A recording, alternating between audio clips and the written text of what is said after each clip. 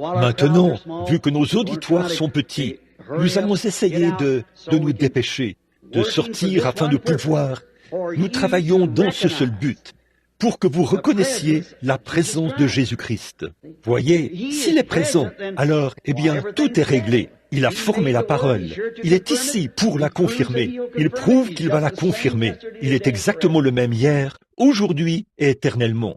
Nous l'avons vu le faire hier soir, sans faillir. Nous le voyons soir après soir, jour après jour et année après année. Ce n'est jamais arrivé une seule fois qu'il ait prédit quoi que ce soit, peu importe quand il l'a prédit ou quand cela devait arriver, de tous les milliers de fois, sans que cela ne s'accomplisse parfaitement et exactement à l'heure, comme il se devait. Comment est-ce? Combien savent cela et connaissent le ministère et savent que c'est vrai? Voilà, pas une seule fois, peu importe à quel point cela semblait impossible, c'est quand même arrivé. Il est Dieu, et si seulement nous pouvions reconnaître cela et nous y accrocher. Et maintenant, nous ne serons pas ici longtemps. Je pense qu'il nous reste 3 soirs, ou 2 soirs et une journée après ce soir.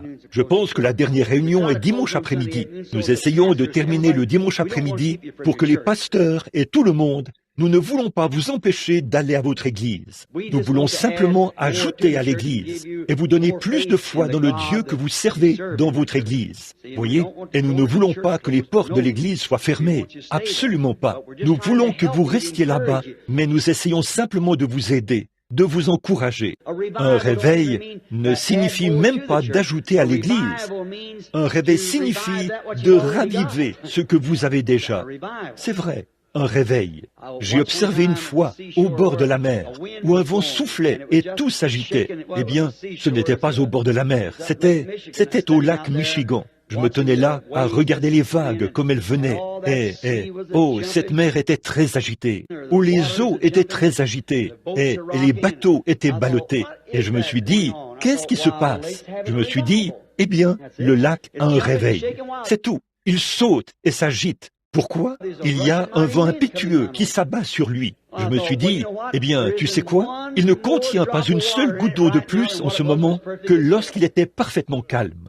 Il ne contient pas plus d'eau, il est simplement très agité. Eh bien, maintenant, pourquoi est-il si agité? Vous savez ce qui se passe quand l'eau est agitée? Cela en fait sortir toutes les saletés. Et elles sont rejetées sur la rive. C'est ce dont nous avons besoin, que l'incrédulité soit balayée et rejetée sur la rive, que la parole de Dieu ait la prééminence. C'est ce dont nous avons besoin, un réveil, et que toute incrédulité soit balayée, et tous les obstacles et les superstitions et tout, venir et voir que Dieu est toujours Dieu. C'est pour ça que nous avons des réveils. Que le Seigneur nous aide alors que nous choisissons ce texte comme lecture ce soir. Que le Seigneur bénisse la lecture de sa parole dans Matthieu, le chapitre 12, les versets 38 à 42. Et mon sujet ce soir, c'est la présence de Dieu qui n'est pas reconnue. Hier soir, nous parlions de Jésus qui est le même hier, aujourd'hui et éternellement. Et nous avons vu qu'il était le même hier, aujourd'hui et éternellement. Maintenant, sa présence, s'il est le même, n'est pas reconnue. Lisons. Alors, quelques-uns des scribes et des pharisiens lui répondirent, disant, « Maître, nous désirons voir un signe de ta part. » Mais lui, répondant, leur dit, « Une génération méchante et adultère recherche un signe, et il ne lui sera pas donné de signe, si ce n'est le signe de Jonas, le prophète. Car, comme Jonas fut dans le ventre du cétacé 3 jours et 3 nuits, ainsi le Fils de l'homme sera 3 jours et 3 nuits dans le sein de la terre. Des hommes de Ninive se lèveront au jugement avec cette génération et la condamneront, car ils se sont repentis à la prédication de Jonas. Et voici, il y a ici plus que Jonas. Et une reine du Midi se lèvera au jugement avec cette génération et la condamnera, car elle vint des bouts de la terre pour entendre la sagesse de Salomon. Et voici, il y a ici plus que Salomon, la présence qui n'est pas reconnue. À quoi pouvaient bien penser ces gens? Dieu a toujours, ça a été comme ça chaque fois qu'il est venu. Quand Jésus était ici, la première fois, il a dit, « Vous blanchissez et vous ornez les murs, les tombeaux des prophètes. Et c'est vous qui les avez mis dedans. » Vous voyez, quelque chose arrive et ça passe inaperçu. Et Dieu le cache aux yeux des sages et des intelligents et le révèle aux enfants qui veulent apprendre. Jésus a remercié le Père de l'avoir fait ainsi. Voyez, ça passe au-dessus de la tête des gens et ils ne s'en rendent pas compte. Par exemple, vous, les catholiques ici ce soir, vous vous souvenez de Jeanne d'Arc en France, il y a quelques années, la petite dame qui était vraiment... Elle a dirigé la révolution en France, mais elle était vraiment une servante de Christ. Qu'est-ce que votre Église lui a fait? Elle l'a brûlée sur le bûcher comme sorcière, parce qu'elle avait des visions et qu'elle était spirituelle. L'Église catholique l'a brûlée comme sorcière sur le bûcher, parce qu'elle était spirituelle et avait des visions. Quelques années plus tard, ils ont découvert que cette femme était une sainte. Alors, bien sûr, vous avez fait une grande pénitence. Vous avez déterré le corps de ces prêtres qu'il avait condamnés et qu'il avait brûlés. Et vous les avez jetés dans la rivière. Bien sûr, là, vous avez fait une grande pénitence pour cela, en déterrant le corps de ces prêtres. Maintenant, du temps des prophètes, que s'est-il passé? Ils ont fait la même chose. Ils ne les ont reconnus qu'après qu'ils sont venus et que leur ministère a été terminé. Les élus ont été retirés. Et après qu'ils sont partis, c'est alors qu'ils ont reconnu qu'il y avait eu un prophète parmi eux. Jésus, il est venu sur la terre. En lui, il y avait Dieu, le Père. Moi et mon Père, nous sommes un. Mon Père habite en moi. Ce n'est pas moi qui fais les œuvres, mais mon Père. Et si je ne fais pas les œuvres de mon Père, ne me croyez pas. Maintenant, si vous remarquez, quand il est venu, environ un 90e du monde savait qu'il était sur terre à ce moment-là. Et il était pourtant le sauveur du monde. Ils n'ont jamais reconnu qui il était, ni même l'Église, ni personne d'autre, ou presque, jusqu'à ce qu'il l'ait crucifié, enterré, et qu'il soit ressuscité le 3e jour. Ce n'est qu'après qu'ils ont reconnu qui il était. Les choses viennent et repartent, et les gens ne les reconnaissent pas avant que ce soit passé. Et eux, parce que ça ne cadre jamais avec leur théologie. Ça ne cadre jamais avec l'heure du jour. Vous voyez, ce qu'il en est, ils vivent toujours dans le reflet d'un autre âge. Toujours. La raison pour laquelle ils n'ont pas accepté Jésus, c'est parce qu'ils vivaient dans le reflet de la loi. Et quand Jésus est venu, il n'est pas venu en contradiction avec la loi, mais il est venu pour accomplir la loi. Eh bien, ils ne pouvaient pas l'accepter, parce que son message ne correspondait pas exactement au credo qu'ils avaient établi. Et à l'époque, on appelait cela des traditions. Et il n'est pas venu selon leurs traditions. Il n'a pas observé leurs traditions. À vrai dire, il les a renversées et les a démolies et a fait des choses qui étaient contraires, si bien qu'il pensait qu'il divisait les églises. Et ils ne pouvaient pas le recevoir à cause de son message. Et nous savons tous aujourd'hui qu'il est venu exactement selon la prophétie de Dieu. Mais ils ne le savaient pas à l'époque. Et cela pourrait se produire de nouveau. Et nous ne le saurions pas. J'imagine que s'il apparaissait ce soir, ce serait tellement contraire à la façon dont on se figure la chose, telle qu'on la présente dans nos schémas et dans nos écoles et ces choses, qu'il y en aurait très peu qui reconnaîtraient ce qui se passe. Il a dit qu'il en serait ainsi, la façon dont il viendrait. Maintenant, Jésus était là, parfaitement identifié par les Écritures et selon les Écritures. Mais les scribes et les pharisiens de cette époque ne pouvaient pas le reconnaître. Pourquoi ne le pouvaient-ils pas? Pourquoi ne l'ont-ils pas fait? Parce qu'ils s'étaient figuré la chose d'une autre manière. C'est là que Jésus leur a dit, sondez les Écritures, car en elles, vous pensez avoir la vie éternelle. Et ce sont elles qui témoignent de moi. Voyez? Maintenant, il est venu en conformité parfaite avec les Écritures. Mais eux, ils pensaient peut-être que s'il allait venir, que le Messie allait probablement faire ce que Moïse avait fait, ou ce que Noé avait fait, construire une arche, pour eux, ou quelque chose d'autre. Mais la raison pour laquelle il est venu de la manière qu'il est venu, il ne s'était pas figuré les choses selon les Écritures. Leur tradition ne leur enseignait pas cela. Donc les gens étaient tellement brouillés qu'ils ne savaient pas ce qui se passait. Je me demande si cela pourrait arriver aujourd'hui.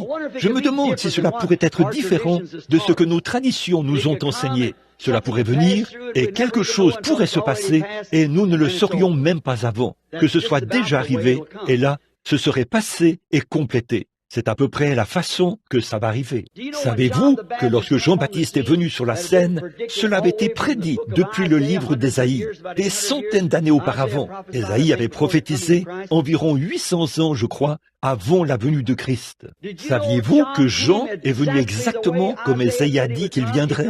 Il est venu exactement comme Malachie a dit qu'il viendrait. Et même les apôtres n'ont pas reconnu cela. Un jour, dans Matthieu 11, Jean était en prison et les apôtres, quelques-uns de ses disciples sont allés demander à Jésus s'il était celui-là ou s'il devait en attendre un autre. Maintenant, remarquez, Jésus ne leur a pas donné un livre pour lui dire comment se comporter en prison, ou quelle attitude adopter. Il a dit, restez ici et voyez ce qui se passe. Puis, allez montrer à Jean ce que vous avez vu se produire. C'était la preuve que il était cette parole. Et maintenant, souvenez-vous, la parole vient toujours à un prophète. Nous le savons tous. Dieu ne fait rien sans le montrer à ses prophètes. C'est la raison pour laquelle le livre de l'Apocalypse de Jésus-Christ est l'entière plénitude de Christ, ici même devant nous, le livre. Maintenant, il devra envoyer une personne à quelqu'un pour confirmer ce livre, le révéler, ouvrir les sceaux, et ainsi de suite. Mais en ce qui concerne avoir plus de révélations de Christ, cela a déjà été reconnu juste ici. Il est la plénitude de ceci, de la révélation. Maintenant, remarquez, ça ne manque jamais. La parole vient au prophète. Regardez Jean, le prophète, debout dans l'eau, en train de prédire que le Messie était au milieu d'eux. Il a dit, il y en a un au milieu de vous en ce moment, que vous ne connaissez pas. Il vous baptisera du Saint-Esprit et de feu. Maintenant, souvenez-vous, il se tenait là au milieu d'eux. La Bible dit, et ils ne l'ont pas reconnu. Un jour, quand Jésus est arrivé en marchant, Jean l'a reconnu et il a dit, voici l'agneau de Dieu qui ôte le péché du monde. Maintenant, observez, avant qu'il ne soit reconnu par quiconque, il est venu au prophète. Il était la parole. Jean était un prophète. Je me souviens de mon vieux professeur baptiste qui m'a dit, il a dit, tu sais ce qui est arrivé? Il a dit, Jésus a baptisé Jean. J'ai dit, je ne pense pas. Il a dit, bien sûr, Jean n'avait jamais été baptisé. Il est venu prêcher, baptiser, mais personne n'était digne de le baptiser. Jésus l'a baptisé. J'ai dit, je ne sais pas. Et un jour, pendant que j'étudiais, le Saint-Esprit l'a révélé comme ceci. Voyez, observez, il est allé dans l'eau. Il a dit, pourquoi viens-tu à moi? C'est moi qui ai besoin d'être baptisé par toi. Jésus a dit, laisse faire. Regardez, car il est convenable, il nous convient d'accomplir tout ce qui est juste. Jean, étant un prophète, connaissait la parole. En tant que sacrifice, il devait être lavé avant d'être présenté. Là, il était baptisé. Jean l'a baptisé, parce qu'il est convenable d'accomplir tout ce qui est juste. La parole est venue au prophète dans l'eau. Et puis, quand il était baptisé, encore là les gens, et le Saint-Esprit est descendu. Ce n'est pas tout le monde qui l'a vu. Jean l'a vu. L'ange du Seigneur pourrait être ici même ce soir, et peut-être qu'une seule personne le verrait, et personne d'autre. Cette lumière, cette étoile qui est passée au-dessus de chaque observatoire, et les mages l'ont suivi. Aucun observatoire n'en a rien su. Personne d'autre ne l'a vu du tout, à part ces mages, parce que c'était eux qui devaient la voir. Ils l'ont vu. C'était réel pour eux. Quand la lumière, la colonne de feu, a jeté Paul à terre, pendant qu'il était en route vers Damas, il a reconnu qu'il était dans la présence de Dieu. Maintenant, cet Hébreu n'aurait jamais appelé aucun autre esprit Seigneur, à moins de savoir que c'était la même colonne de feu qui avait conduit son peuple hors du désert. Il a dit, Seigneur, qui es-tu? Saul, Saul, pourquoi me persécutes-tu? Il a dit, je suis Jésus. Jésus a dit, je viens de Dieu et je retourne à Dieu. Il était ce feu qui était dans le buisson ardent, qui a conduit Moïse à travers le désert, et il est retourné à cela. Et maintenant, le voilà, en route vers Damas.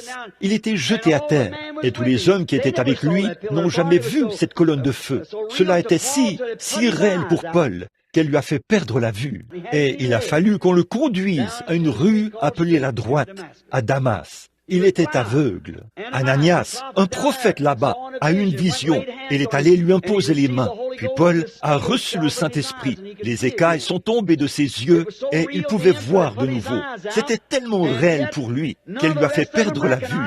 Et pourtant, aucun des autres hommes n'ont reconnu qu'elle était là. Ils ne pouvaient pas la voir. Il en est de même ce soir. Il y a quelqu'un assis juste là qui peut amener Dieu sur la scène et l'autre n'en saura rien. Voyez, reconnaître Dieu. Et Jésus, quand il était ici sur terre, avait pleinement accompli le signe que la Bible a dit qu'il ferait. Mais ils n'ont pas reconnu ce signe parce que ce n'était pas selon leur tradition. Pour cet âge-là, il ne devait pas venir et faire ce que Moïse avait fait. Il devait venir et naître d'une vierge. Et selon Deutéronome 18:15, il serait un prophète. Et il a parfaitement accompli ses œuvres et ses signes. Les Juifs ont toujours cherché des signes. On leur enseignait à ne jamais se reposer sur des discours intellectuels. Les Juifs savent ce qu'il en est. Les Grecs ont enseigné cela, non pas se reposer sur des discours intellectuels, mais sur des signes. Montre-nous un signe. Ces gens-là, l'un a dit, Rabbi ou Maître, montre-nous un signe. Ils voulaient savoir. Il leur avait déjà montré le signe, mais ils voulaient un différent type de signe. Cependant, ils pouvaient seulement accomplir le signe de cet âge-là. Il fait de même aujourd'hui. Ce déversement du Saint-Esprit est le signe de son apparition même dans cet âge-ci, comme il l'a promis. Ils voulaient un signe, et le signe qu'il leur avait donné était scripturaire, mais ils voulaient un signe différent. C'est là que tant de gens aujourd'hui seront dans la confusion. Vous savez, l'enlèvement pourrait avoir lieu, et pensez seulement combien cela est triste. Je vais revenir là-dessus, où Jean a envoyé ses disciples là-bas pour voir Jésus, pour savoir s'il était le Messie ou pas. Pendant cette heure-là, il a fait beaucoup de choses. Quand ils sont retournés, les disciples, pour dire à Jean ce qu'ils avaient vu, Jésus a dit à ceux qui étaient assis là, il a dit, « Qu'êtes-vous allés voir au désert ? Qu'êtes-vous allés voir quand Jean prêchait? Êtes-vous allés voir un homme vêtu d'habits blancs, et ainsi de suite, ou d'habits précieux? » Il a dit, ils sont dans les palais des rois, ils enterrent les morts, embrassent les bébés, marient les jeunes et tout. Ils ne savent pas manier une épée à deux mains. Il a dit, qu'êtes-vous donc allés voir? Un roseau agité par le vent? Un groupe lui offrirait un peu plus d'argent et il irait là-bas vers celui-ci plutôt que de suivre l'appel du Seigneur?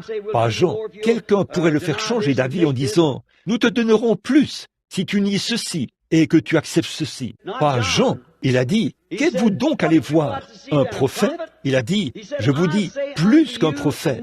Et si vous pouvez recevoir ceci, c'est celui au sujet duquel le prophète a dit, voici, j'envoie mon messager devant ma face, celui qui va préparer le chemin. Et c'était Malachie 3, là où il l'a annoncé. Un jour, les disciples lui ont demandé, ils ont dit, pourquoi les scribes, disent-ils, qu'Élie doit venir premièrement? Jésus a dit, il est déjà venu, et vous ne l'avez pas reconnu. Et ils ont compris qu'il s'agissait de Jean-Baptiste.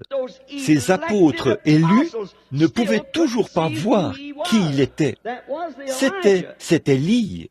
Maintenant, regardez, vous savez, la venue du Seigneur sera une venue secrète. Il a dit, de deux personnes qui seront dans le lit, j'en prendrai une et j'en laisserai une.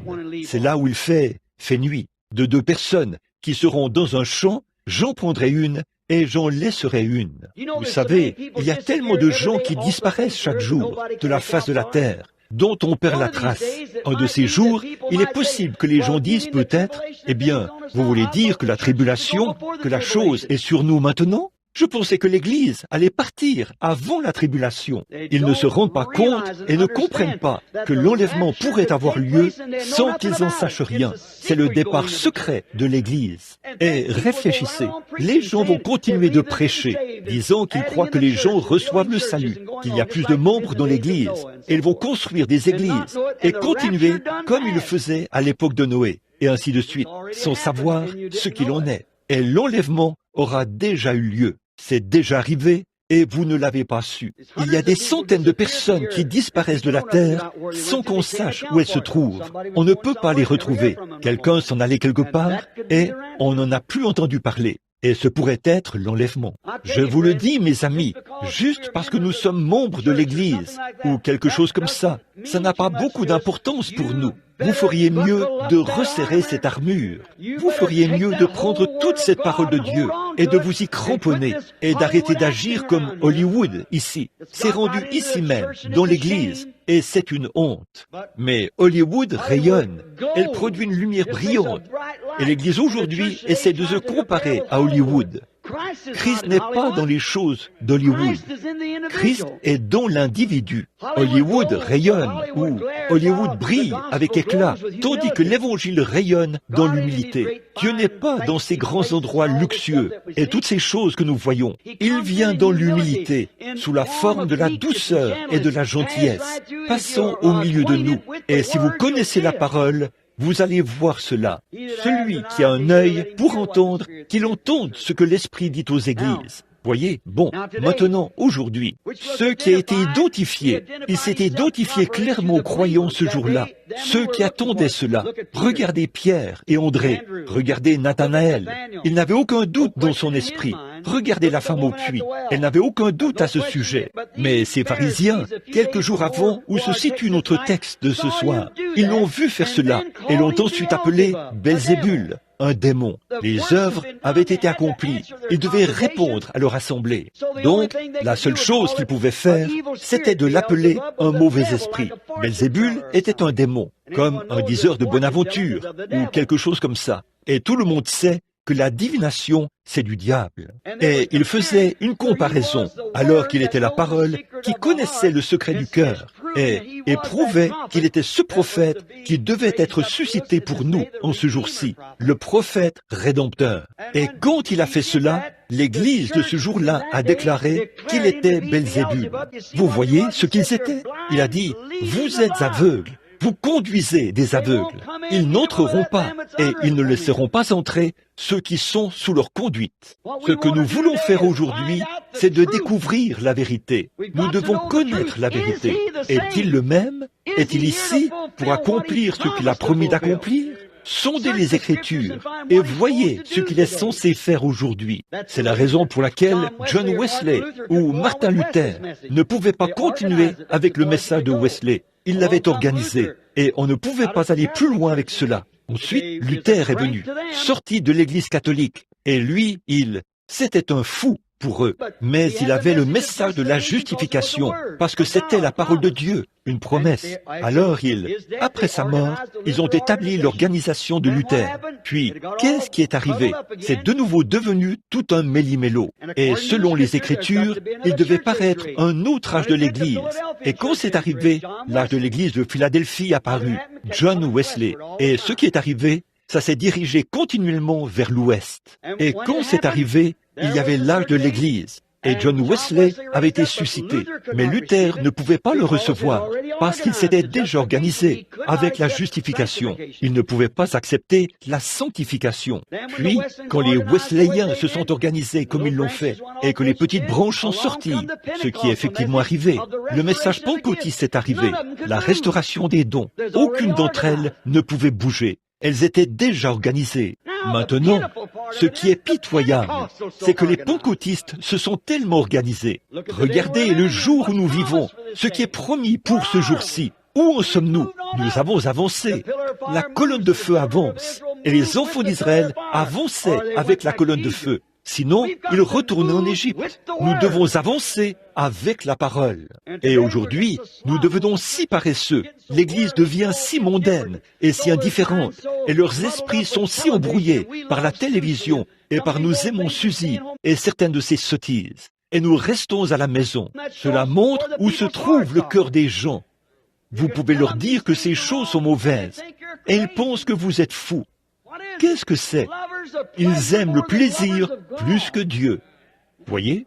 Oh, le plus grand plaisir que je connaisse, c'est de prier jusqu'à ce que je puisse prendre conscience que je suis dans la présence de Dieu et reconnaître cela. Je pense que cela devrait être la grande joie de l'Église, la présence du Saint-Esprit, de voir le Dieu qui a fait la promesse se tenir au milieu de nous, sentir sa présence et voir sa parole et la voir être confirmée. Cela devrait donner la foi, afin que les estropiés marchent, que l'aveugle voie, que le sourd entende, que le muet parle. Je suis allé en Afrique du Sud, où devant moi se trouvaient 200 000 personnes sur la piste de course de Durban. Puis, quand ils ont vu une fois cela se produire comme ça, après le leur avoir expliqué d'une manière toute simple, et qu'ils ont vu une chose se produire, être révélée, 25 000 personnes ont été instantanément guéries du même coup. Ils ont chargé 7 camions, des camions aussi longs qu'ici à des 6 et des 18 roues comme ça, et ils les ont remplis de vieilles béquilles et tout. Des païens qui ne savaient même pas distinguer leur droite de leur gauche. Le lendemain, Monsieur Sidney Smith, le maire de Durban, m'a téléphoné et m'a dit « Allez à votre fenêtre qui donne sur l'océan Indien. Vous allez voir quelque chose que vous n'avez jamais vu. » C'était l'escorte de police qui descendait la rue avec 7 de ces gros camions chargés. Et des centaines de personnes marchaient derrière, qui, la veille, étaient sur des civières, des lits de camp et des brancards qu'elles avaient. Elles chantaient « Crois seulement ». Tout est possible. Une semaine auparavant, ils étaient en guerre les uns contre les autres, une guerre entre les indigènes. Et les voilà en train de marcher, bras dessus, bras dessous, main dans la main. Pourquoi? Ils avaient reconnu que le Dieu du ciel était apparu devant eux, sous la forme de sa parole. Et nous, les Américains intellectuels, nous restons assis. Ils se lèveront au jour du jugement et condamneront cette génération à cause de ce que nous avons vu. Ça me rappelle une femme à Louisville, dans le Kentucky, il n'y a pas longtemps. Elle avait un petit bébé et elle se promenait dans un magasin d'articles à petit prix. Elle faisait de petites choses. Elle essayait d'attirer son attention, mais le petit bébé continuait à regarder dans le vide. Finalement, elle a ramassé une petite cloche, tout ce qui aurait dû attirer l'attention de petits garçons de cette taille. Elle a secoué la cloche, et le petit garçon continua à regarder dans le vide, droit devant lui. Elle s'est mise à crier, et s'est écroulée, et des gens sont venus l'aider. Elle a dit, « Oh non, ce n'est pas possible, ce n'est pas possible !» Ils ont dit, « Qu'est-ce qui se passe ?» Elle a dit, « Le médecin a dit que le bébé allait mieux. » Ils ont dit, « Qu'est-ce qui ne va pas avec le bébé, madame ?» Elle a dit, « Eh bien, il a eu une crise il y a environ 6 mois, et il reste assis là, à regarder dans le vide. Peu importe ce que je prends, qui devrait attirer l'attention de ce bébé, ça n'attire pas son attention. Et il reste assis là, à regarder dans le vide. Le médecin m'a dit qu'il pensait qu'il allait mieux, et je l'ai amené ici pour ramasser de petits trucs qui devraient attirer l'attention de cet enfant. Mais ça ne marche pas. Il reste toujours assis là, à regarder dans le vide. Voilà la condition dans laquelle l'Église devient. Dieu a secoué toutes les promesses de la Bible devant eux, mais nous restons assis là, à regarder dans le vide. Regardez quoi? Montrez-moi un signe, voulez-vous? Et ça continue tout le temps, tout autour de nous. Amener la présence de Dieu, cela devrait nous illuminer. Quand Dieu a fait une promesse, il tient cette promesse. Oui, monsieur. Après que Jésus a si clairement prouvé son signe messianique, prouvant qu'il était ce Messie, malgré tout cela, montre-nous un signe. Vous voyez, ils n'ont pas reconnu. Ils regardaient dans le vide droit devant eux. Ce n'était pas en eux de croire. Comme disait ma vieille mère du Sud, on ne peut pas tirer de sang d'un navet, car il n'y en a pas. Ils ne le reconnaissaient toujours pas, tellement aveuglés par leur credo, et ainsi de suite, qu'ils avaient en ce jour-là. Ils n'ont jamais connu les Écritures de la promesse, parce que les credos les avaient dissimulés. Leurs credos et les traditions de ce jour-là avaient dissimulé la promesse de l'Écriture. Si on leur avait enseigné, selon l'Écriture, que cela devait être le signe qui accompagnait le Messie, combien croient qu'il est venu avec son signe approprié? Bien sûr que oui, il est venu selon la promesse. Mais on leur avait enseigné un credo.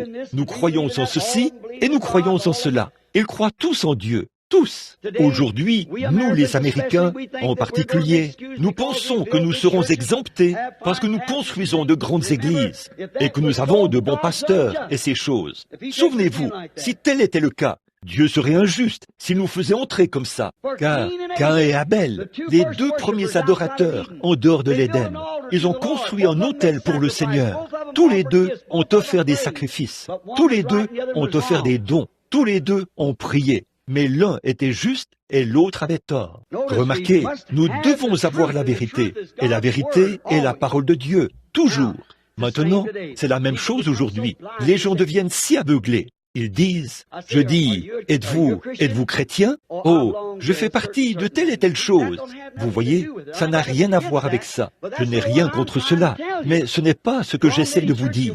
Appartenez à l'église que vous voulez. Votre marque ne fait aucune différence. Je disais au pasteur ce matin, là-bas au Colorado, j'avais l'habitude de rassembler le bétail, et ainsi de suite. Et j'avais l'habitude de m'asseoir là, la jambe par-dessus la selle, comme ça. Et l'association Troublesome River Hereford faisait paître le bétail dans la vallée de la rivière Troublesome. Puis, on arrivait au haut de la vallée. On voyait la partie est et la partie ouest. Tout le bétail de l'association, de ce côté-ci, on les faisait paître dans la partie ouest. Et le troupeau avec lequel j'étais, on les faisait paître dans la partie est. Puis, ils avaient la clôture à bétail là, pour garder le bétail en dehors des propriétés privées et dans les montagnes durant l'été. Et nous rassemblions le bétail, 4 ou 5 marques différentes, 8 ou 10 marques différentes, près de la rivière. Nous rassemblions notre bétail au printemps et les menions là-haut. Et j'avais l'habitude de m'asseoir là, la jambe par-dessus le pommeau de la selle. Après que nous avions rassemblé tout le bétail, elles étaient toutes marquées et tout, et on les envoyait au pâturage. Et l'inspecteur se tenait là, il les comptait alors qu'elles entraient, et j'ai remarqué qu'il y avait toutes sortes de marques. Monsieur Grimm avait les Diamond Bar, et juste au-dessus de nous, il y avait les Turkey Track. Nous avions les Old Tripod. Il y avait différentes marques qui passaient là, mais l'inspecteur ne portait pas attention à la marque, il ne portait attention qu'à l'étiquette du sang à l'oreille. Rien ne pouvait entrer dans ce pâturage pour protéger les associations d'éleveurs, pour préserver la race de leur bétail. Rien ne pouvait entrer là, sauf une Hereford pur sang. Elle devait avoir à l'oreille l'étiquette du sang. C'est comme ça que ce sera au jugement. Il ne va pas me demander si j'étais un méthodiste, baptiste, presbytérien. La marque que je porte ne signifie rien pour lui.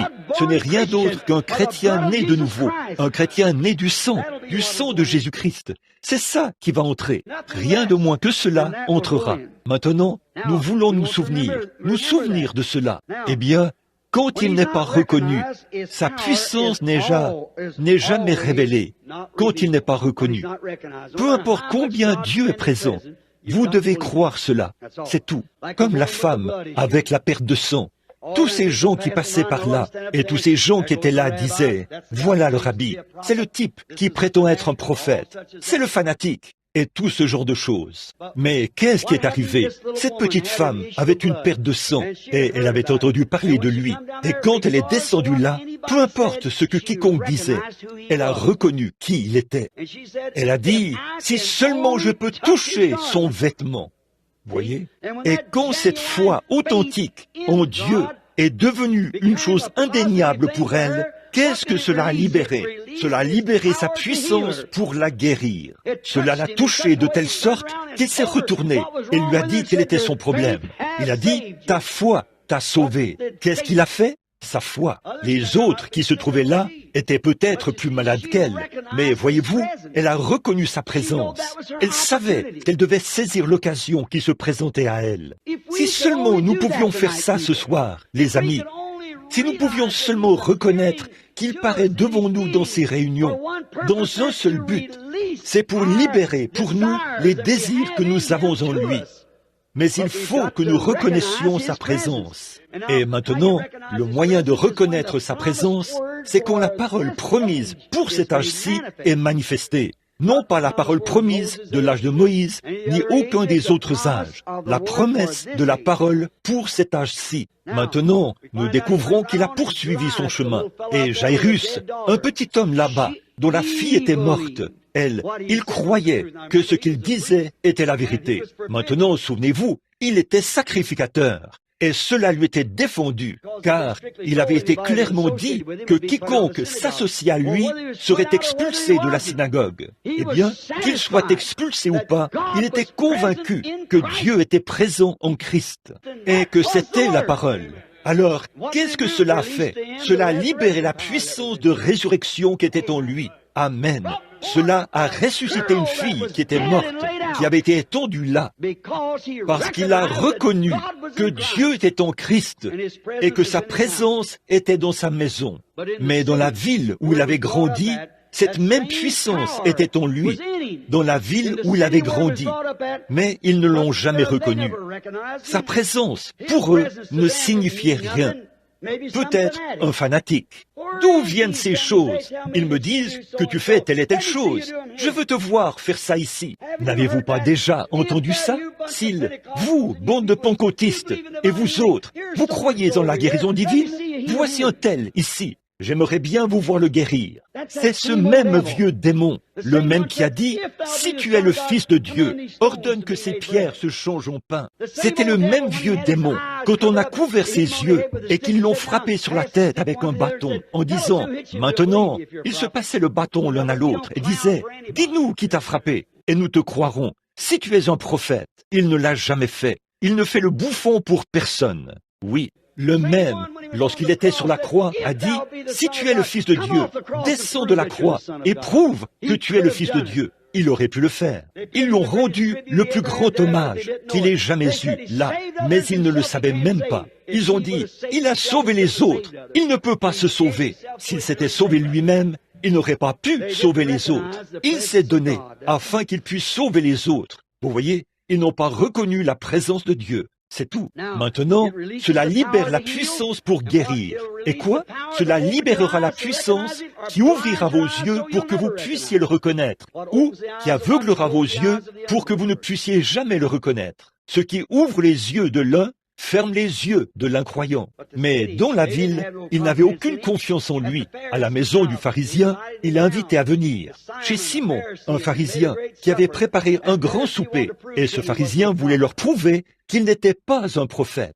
Donc, il était là à porter un toast avec ses verres et ses gobelets, avec tous les parfums raffinés dans la maison. Et Jésus était entré sans passer par le larbin, préposé au lavage des pieds. Et il s'était assis là, et ses pieds étaient sales. Il sentait mauvais, et ses vêtements aussi. On pouvait sentir la puanteur du champ, à cause des animaux qui marchaient sur le chemin. C'est pour ça qu'on lavait les pieds en ce temps-là. Et vous savez, la première chose, lorsque vous étiez invité chez quelqu'un en Palestine, quand il portait ses sandales, la première chose qu'il faisait, c'était de vous laver les pieds, puis de vous donner quelque chose, afin de pouvoir marcher sur leur tapis, les grands tapis de Perse et tout ça. C'était très beau. La chose suivante qu'il faisait, c'est qu'il mettait alors un peu d'huile dans votre main. Elle provient d'une petite pomme que l'on retrouve très loin dans la montagne, la pomme de rose. Après que la rose tombe, il reste la pomme et de riches parfums. Et il s'en frotte le visage.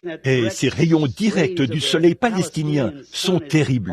Et, voyez-vous, cela crée une odeur. Et après qu'ils font cela, alors l'hôte vient à la porte et leur donne un baiser sur le cou et leur souhaite la bienvenue. Comment ces larbins ont-ils pu laisser Jésus passer sans lui laver les pieds, ou lui donner de l'huile pour qu'il se oigne, ou même lui donner le baiser de bienvenue? Mais il y avait une petite prostituée là-bas dans la rue.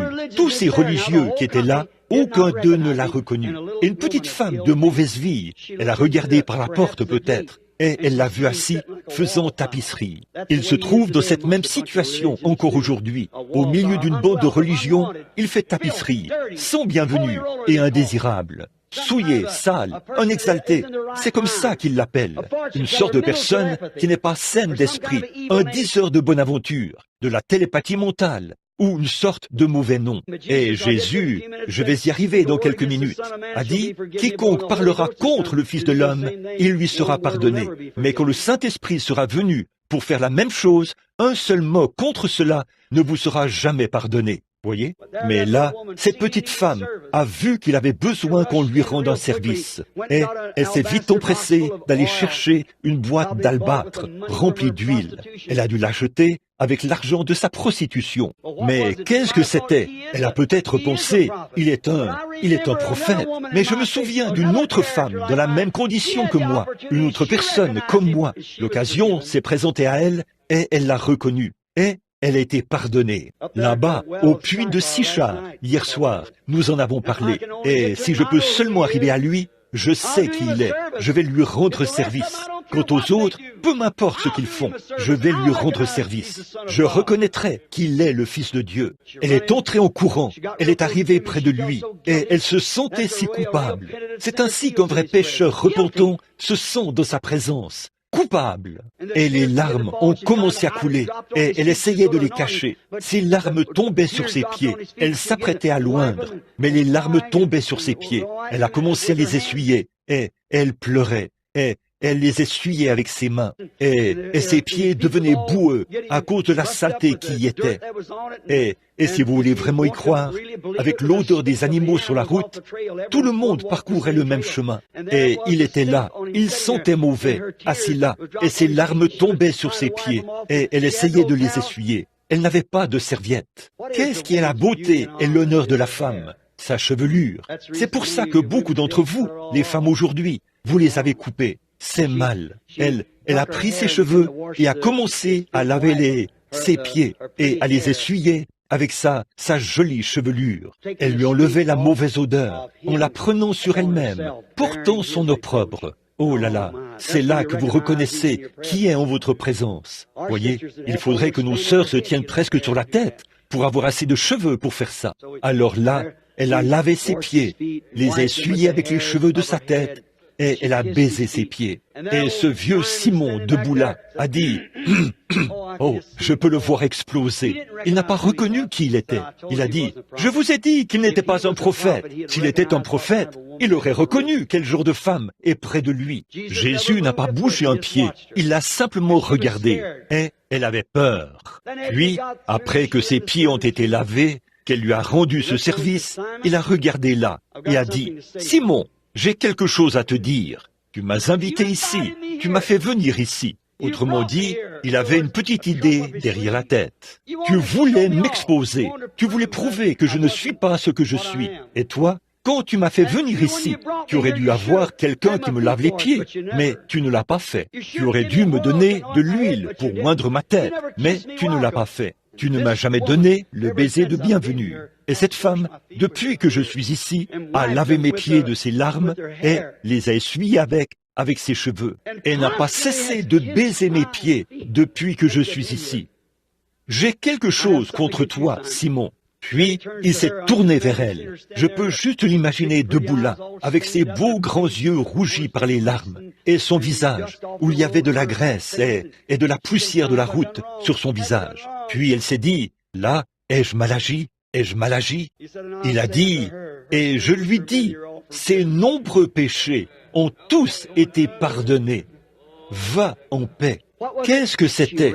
Elle avait reconnu. Elle avait reconnu l'occasion qui se présentait à elle. Voyez, elle l'a fait. Elle lui a rendu un service. Les pharisiens ne l'ont pas fait. Elle a vu cela.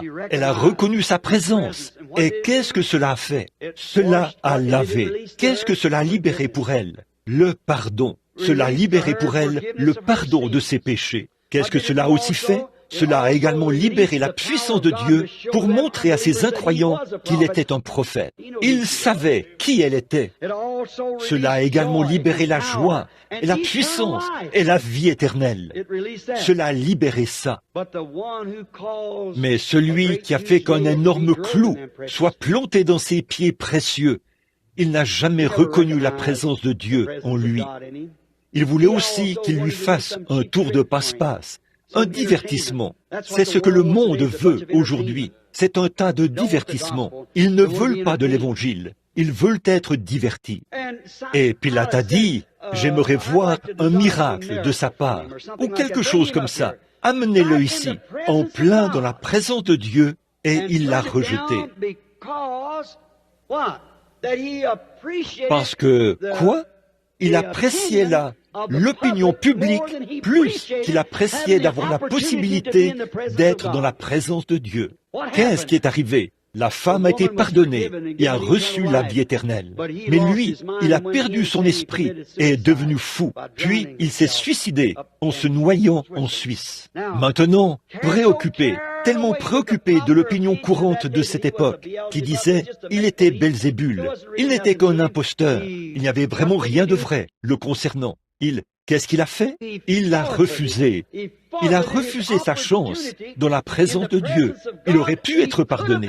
Il a dit, « J'ai le pouvoir de te crucifier.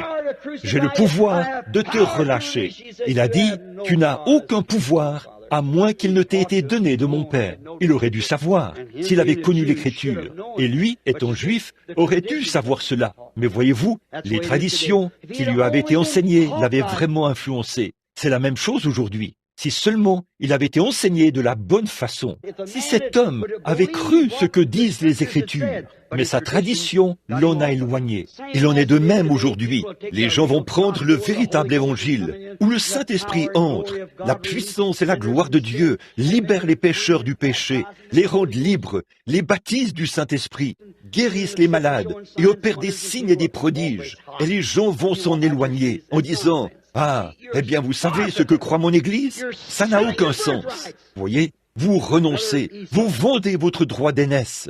Un autre Ésaü. Il y en a tellement qui ont la même occasion aujourd'hui de se tenir dans sa présence, tout comme eux l'ont eu auparavant. Et pourtant, à cause de l'opinion courante, ils le rejettent, alors qu'ils se tiennent dans la présence de Dieu. Je me demande, mon ami, ce soir, si nous, les gens qui sont chrétiens, qui sont dans sa présence et qui sont malades, si nous ne rejetons pas la possibilité d'être guéris en croyant simplement en lui.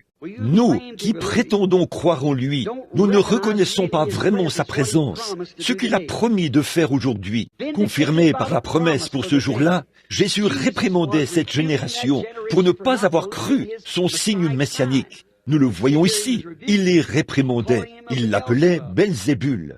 Il voulait qu'il accomplisse le signe de Moïse, peut-être, ouvrir la mer Rouge.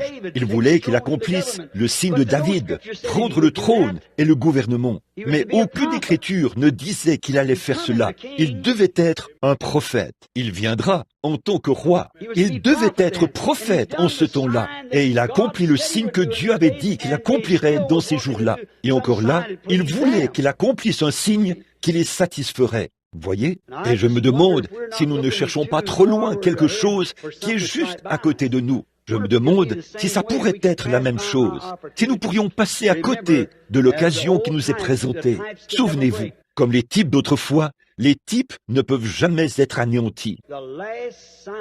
Le dernier signe, selon Jésus, il a dit, « Ce qui arriva au jour de Sodome arrivera de même lorsque le Fils de l'homme, pas le Fils de Dieu là, lorsque le Fils de l'homme se révélera. » Regardez où on en est aujourd'hui. Mes amis, je pourrais vous dire des choses ici qui ne seraient pas bien de vous dire, mais cela vous ferait sursauter. Je veux vous poser une petite question, alors que nous nous arrêtons avant de continuer ce service. Seulement quelques minutes. Je me demande si je peux vous poser cette question. Toute personne sait que le monde, dans la position où il se trouve, tout est en place pour sa venue. Les tremblements de terre ont divers lieux. La lune fait gicler du sang rouge ou des éruptions volcaniques rouges partout. Cela la recouvre. Comme l'a dit Jésus, attendez-vous à ce signe dans les derniers jours. La mer rugissante, la peur fait défaillir le cœur des hommes et la perplexité de ce temps, la détresse parmi les nations. Regardez comme la perversion prend de l'ampleur aujourd'hui. Regardez ça aujourd'hui, 40% d'augmentation des homosexuels en Californie, les affections naturelles déjà perdues. Regardez aujourd'hui, les gens restent à la maison, ils se disent chrétiens, et écoutent des personnages tels que Pat Boone, Elvis Presley, Ernie Ford, et ceux qui chantent des hymnes le dimanche. Ils regardent ces choses, et les regardent embrasser des femmes, et ces choses là-bas, alors qu'aucun homme ne devrait embrasser une femme avant d'être marié avec elle. C'est le croisement des glandes, mâles et femelles. Peu importe où que ce soit, c'est mal. C'est un acte sexuel potentiel. Lorsque les glandes mâles et femelles se touchent, c'est un acte sexuel. Et c'est fait, un homme qui embrasse un homme sur la bouche, ça le ferait vomir. Une femme. Pourquoi serait-ce différent? C'est un acte sexuel potentiel. C'est vrai, un type de Christ qui embrasse son épouse. Voyez, vous ne devriez jamais faire cela. Mais regardez aujourd'hui, tous ces films et ces choses, c'est un grand amoncellement, des gens qui s'embrassent et qui s'étreignent. Et c'est presque carrément de l'adultère en public, partout. et les gens sont si aveugles qu'ils ne le voient pas. C'est vrai, tout est dans un état sodomite. Des sodomites partout, comme la Bible dit. Il y a tant de choses. Regardez en ce jour-ci ce qu'il a dit qu'il allait se produire. Regardez les promesses qu'il a faites, qui allaient se produire aujourd'hui. Ensuite, examinez cela, ce qui se passe, et voyez où nous en sommes. Alors vous verrez s'il est encore dans sa parole ou pas. Il voulait voir le signe de Moïse, le signe de David. Ce n'était pas pour leur âge. C'était promis pour l'âge de Moïse et ces âges-là. La promesse pour cet âge-ci doit s'accomplir. Il leur avait montré clairement, lui, par l'Écriture, et les avait invités à sonder l'Écriture pour voir dans quel jour ils vivaient. Il fait la même chose en ce moment même. Sondez l'Écriture. Vous qui croyez la Bible, qu'est-ce qui est censé se produire ici même avant sa venue? Regardez le monde, dans la position où il se trouve. Maintenant, ça, c'est le monde. Regardez l'Église, où elle en est. Regardez où elle en est. L'apostasie, la tiédeur, l'Odyssée, qui expulse la parole. Toute la chose se dirige dans le grand conseil des églises, le conseil mondial des églises. Cela forme la marque de la bête, ce que la Bible proclame être faux, et toutes ces choses. Pourtant, les protestants se dirigent tout droit là-dedans, tête baissée. Ils ne connaissent pas l'Écriture, leur tradition. Oh, ils veulent un homme puissant, et ils vont en avoir un. Ils feront en sorte de l'obtenir. Il avait, regardez, mais Jésus lui-même avait parfaitement déclaré qui il était, et il leur avait prouvé qui il était dans son âge. Et c'est la même chose aujourd'hui. Maintenant, regardez, prenons le cadre dans Luc 17, ce qui arriva au jour de Sodome. Regardez le monde, regardez l'Église, une condition sodomite. Regardez où Lot en était, quand ces hommes ont même essayé de forcer la porte pour atteindre ces anges, ces hommes. Remarquez, regardez bien, regardez, Abraham était sur la montagne. Il n'était pas dans Sodome, c'est un type. Il y a toujours 3 catégories de personnes dans un rassemblement religieux, des croyants, des soi-disant croyants et des incroyants. Toujours ces 3-là. Et les voilà. Il y avait ces sodomites, incroyants, le soi-disant croyant Lot, et Abraham, l'Église élue. Maintenant, observez leurs messagers de ce jour-là. 2 messagers sont descendus et ont prêché à Sodome. Ils n'ont fait aucun miracle. Ils les ont simplement aveuglés. La prédication de la parole produit cela. Mais observez le genre de miracle que cet ange qui est resté avec Abraham a fait. Il avait le dos tourné. Il a dit à Abraham que son nom avait été changé. Il l'a appelé Abraham au lieu d'Abraham. Il ne pouvait pas avoir le bébé avant que son nom ait été changé, ni Sarah. Il leur a dit quel était leur nom. L'ange leur a dit. Et il a dit qu'il allait visiter Sarah à la période de la vie. Et Sarah a ri à ce sujet. Et quand Sarah rit, l'homme, avec le dos tourné, l'homme mangeait la chair du veau et buvait le lait de la vache et mangeait du pain. Un homme, avec de la poussière sur ses vêtements, un voyageur. C'était Dieu lui-même. Et Abraham a reconnu cela parce qu'il connaissait les pensées qui étaient dans le cœur de Sarah derrière lui. Il a dit, pourquoi Sarah a-t-elle dit en elle-même? Comment ces choses sont-elles possibles? Y a-t-il quelque chose de trop difficile pour Dieu? Voyez, et Sarah est sortie en courant et l'a nié. Il a dit, oui, mais tu l'as fait. Maintenant, il aurait pris la vie de Sarah juste là pour ne pas avoir cru. Mais voyez, elle était une partie d'Abraham. Et notre incrédulité dans sa grande manifestation en cette heure. Nous sommes une partie de Christ. Il vient, voyez, nous sommes, voyez, il doit garder cela. Maintenant, remarquez, il n'y a jamais eu un temps dans l'histoire des âges de l'Église. Je connais un véritable étudiant à qui je parle, un historien. Il n'y en a jamais eu. Je demande à tout étudiant de la Bible de me nommer un homme qui ait déjà été envoyé à l'âge de l'Église, dans cette Église depuis la crucifixion du Christ, un ministère à l'échelle mondiale, avec un nom se terminant par H-A-M, comme A-B-R-A-H-A-M. Jusqu'à ce jour, Sankey, Finney, Moody, Knox, Calvin, mais où y a-t-il eu un G-R-A-H-A-M avant? Billy Graham, le grand évangéliste là-bas, parmi les dénominations qui sont dans Sodome. Jamais. Il y a un Oral Roberts moderne, là-bas, avec les pentecôtistes, La même chose. Saviez-vous cela? Mais H-A-M, maintenant G-R-A-H-A-M, ne contient que 6 lettres. Mais A-B-R-A-H-A-M contient 7 lettres. 6 est le chiffre de l'homme, l'organisation de l'homme, les œuvres de l'homme. Mais A-B-R-A-H-A-M contient 7 lettres. Maintenant, remarquez, dans l'Église élue qui en est sortie, pas ces dénominations, mais l'Église élue qui doit se démarquer, elle doit avoir un messager, elle aussi, dans ces derniers jours. Qu'est-ce qui se passe là, en bas? Qu'est-ce qui se passe ici, en haut? Comparez cela avec ce que Jésus a dit. Jamais auparavant dans l'histoire avons-nous eu cette représentation et les mêmes signes qui allaient être accomplis. Ne vous rendez-vous pas compte, mes amis? Ne reconnaissez-vous pas que c'est Dieu qui vient dans l'Évangile, dans son peuple, qui se fait connaître? Ne pouvez-vous pas reconnaître l'heure dans laquelle nous vivons?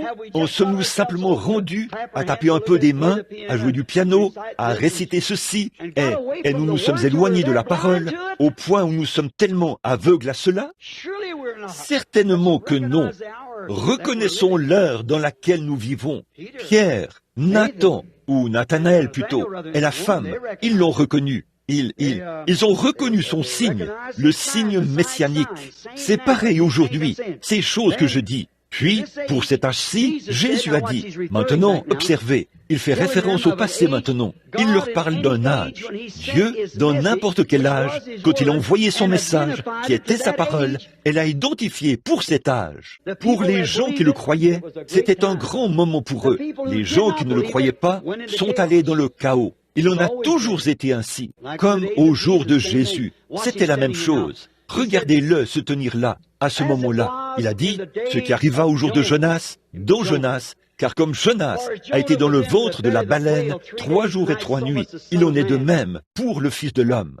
Il a dit, une génération méchante et adultère recherchera un signe. Maintenant, vous savez ce que je pense qu'il faisait? Il prophétisait une génération méchante et adultère. Je me demande si un homme saint d'esprit pourrait nier que nous vivons dans une génération méchante et adultère, quand les homosexuels, la perversion et le taux de divorce en Amérique est plus élevé que dans toute autre nation du monde. Et le monde entier est entré dans ce chaos-là. 3 personnes sur 4, presque, sont divorcées. Environ, en considérant la chose entière, en environ 10 ans de mariage. Voyez? Pensez-y, ils divorcent, se remarient et se remarient encore. Ils divorcent et se remarient. Ils mangeaient, buvaient, mariaient des femmes et donnaient en mariage. Regardez l'heure dans laquelle nous vivons. Quand s'est-on jamais retrouvé dans un tel chaos? Une génération méchante et adultère recherchera un signe. Remarquez, et ils recevront un signe.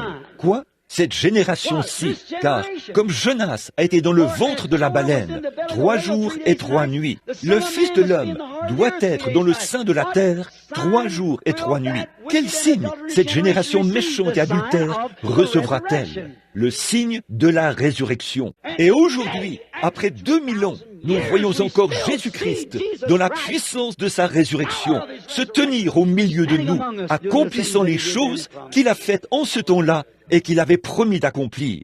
Une génération méchante et adultère recherchera un signe, demandant toujours « montre-moi ceci, et si tu peux faire ceci et faire ceci », ils vont le recevoir. Le signe de la résurrection. Il est le même hier, aujourd'hui et éternellement. La parole manifestée qui habite parmi nous, comme nous devrions remercier Dieu pour son grand signe. Remarquez, il fait référence à quelque chose d'autre là. Il a dit, et comme la reine du Midi se lèvera, c'est la reine de Séba. Écoutez bien maintenant. Une reine du Midi se lèvera au jugement avec ces générations et la condamnera, car elle vint des extrémités de la terre pour entendre la sagesse de Salomon. Et voici, il y a ici plus que Salomon. Remarquez, référons-nous à cela quelques minutes. Il lisait la même Bible que nous lisons au sujet de Jonas. Et il était en train de lire sur Salomon. Maintenant, quand l'âge de Salomon est venu, il avait un don de discernement. Et tout le peuple, la nation tout entière y croyait. Tout le monde était d'un même cœur et d'un même accord. Tout le monde y croyait. Si tout le monde ce soir, si toute l'Amérique revenait tout simplement à Dieu et croyait en Dieu, c'est la meilleure assurance que nous ayons. Ce sera tous les abris anti-aériens et tout le reste. Personne ne s'opposait à Salomon. Ils avaient peur de lui, parce qu'il était un homme qui avait un don, et le peuple croyait en lui, vraiment. Il était envoyé par Dieu, au point qu'ils en ont fait leur roi. Toutes les nations les craignaient, non pas à cause de leur puissance militaire, mais parce que Dieu était avec eux. Et si cette nation qui prétend être chrétienne, si seulement elle pouvait, tout le peuple, se rallier autour de ce grand don qui nous a été donné dans ces derniers jours, le Saint-Esprit de Dieu sur l'Église, pas le credo, l'Esprit de Dieu. Ce n'est ni par la puissance, ni par la force, mais c'est par mon esprit, a dit Dieu. Le Saint-Esprit, Jésus-Christ, sous la forme de l'Esprit, sur nous, le même hier, aujourd'hui et éternellement, faisant en sorte que cette parole vive ce qu'il a dit qu'elle ferait. Observez attentivement maintenant. Oh, la nouvelle a fait le tour du monde. Il ne disposait pas de télévision et de radio, et ces choses en ces jours-là. Ça se faisait de bouche à oreille. Et après un certain temps, les grandes caravanes arrivaient du désert du Sahara, ce qui représente un voyage de 3 mois de la Palestine jusqu'à l'endroit où elle habitait. Et la foi vient de ce qu'on, entend, ce qu'on entend de la parole de Dieu. Elle avait entendu parler de ces grandes réunions qu'ils avaient là-bas. Et chaque fois qu'une caravane arrivait dans cette direction, elle les questionnait. Êtes-vous passé par la Palestine? Oui. Oh, qu'en est-il? Oh, c'est au-delà de tout. Vous n'avez jamais vu un tel discernement. Et c'est comme avoir un Dieu assis là. Leur Dieu est représenté dans un homme, appelé Salomon. Eh bien, la foi vient de ce qu'on entend. Le petit cœur de la reine a commencé à avoir faim d'aller là-bas pour découvrir ce qu'il en était. Vous voyez? Elle avait été ordonnée à la vie. Remarquez, eh bien, la première chose à faire là, puisqu'elle était païenne, il fallait qu'elle obtienne la permission de son prêtre pour y aller. Alors, je peux l'imaginer, la voir aller vers son prêtre et dire, « Saint-Père, j'entends dire qu'ils ont un grand réveil là-bas, en Palestine. J'aimerais avoir la permission d'y aller et voir par moi-même. Eh bien, mon enfant, bon, tu ne veux pas t'embrouiller dans... Après tout, nous ne coopérons pas à ce réveil. Alors tu ne peux pas y aller. Tu vois, ce n'est qu'un tas d'absurdités. Il n'y a rien de vrai là-dedans. Ces gens prétendent qu'ils ont traversé une mer Rouge et qu'ils ont fait tout ceci, cela. Il n'y a rien de vrai là-dedans. S'il se produisait quoi que ce soit du genre, ce serait ici même, dans notre Église. Nous avons encore des païens. Or, nous découvrons qu'elle a commencé à avoir faim. Elle a dit... Maintenant, regardez, a-t-elle dit, on me dit que leur Dieu est représenté dans un être humain là-bas et que sa sagesse surpasse tout. Son discernement est merveilleux. Oh, il n'y a rien de vrai là-dedans. Elle a dit, mais je vais peut-être... Eh bien, écoute, tu es une reine. Tu ne peux pas être associé à une bande de gens comme ça. C'est que tu ne peux pas faire ça. Cette bande de gens est reconnue dans le monde comme étant des fanatiques religieux. Tu ne peux pas faire ça. Mais voyez-vous, quand Dieu traite avec le cœur humain, il n'y a rien pour arrêter ça. Mari, femme, enfant, pasteur, rien ne peut arrêter ça. Quand une personne a vraiment faim de Dieu, ils y vont de toute façon. Alors, elle s'est préparée. Elle a tout préparé. Eh bien, il disait, alors, je vais simplement te donner, je vais devoir t'excommunier de notre association. Eh bien, vous pouvez tout aussi bien le faire. J'y vais de toute façon. Je vais aller vérifier tout ça par moi-même et voir. Elle avait emmené des parchemins et elle avait lu ce que Jéhovah devait être au sujet de ses prophètes et ce qu'ils devaient accomplir, comment la parole de Dieu serait manifestée, comment reconnaître ces choses, comment ce serait représenté, voilé dans la chair humaine, ce que cela produirait. Elle avait lu toutes ces choses. Ainsi, je peux entendre le prêtre dire, « Eh bien, regarde, notre livre dit ceci. » A-t-il dit, oui, écoutez, mon arrière-arrière-grand-mère se tenait devant ces mêmes idoles. Elle se levait et récitait des prières jour après jour. Il n'y a eu aucun agissement, aucun murmure, ni rien d'autre, jamais. Et je suis fatigué de cette vieille forme morte. Je veux aller voir s'il y a un Dieu vivant. C'est dommage que nous n'ayons pas plus de ces reines aujourd'hui. Elle s'est donc préparée à partir. Puis, quand elle est arrivée au moment où elle devait partir, là, souvenez-vous, elle avait une grande difficulté.